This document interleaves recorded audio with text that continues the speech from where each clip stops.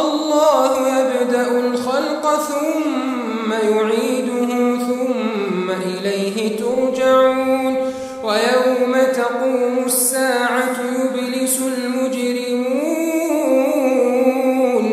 ولم يكن لهم من شركائهم شفعاء وكانوا بشركائهم كافرين ويوم تقوم الساعة يومئذ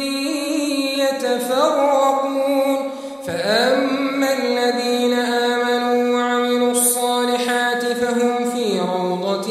يحبرون وأما الذين كفروا وكذبوا بآياتنا ولقاء الآخرة فأولئك في العذاب محضرون فسبحان الله حين تمسون وحين تصبحون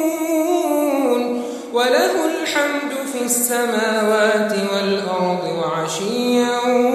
وحين تظهرون يخرج الحي من الميت ويخرج الميت من الحي ويحيي الأرض بعد موتها وكذلك تخرجون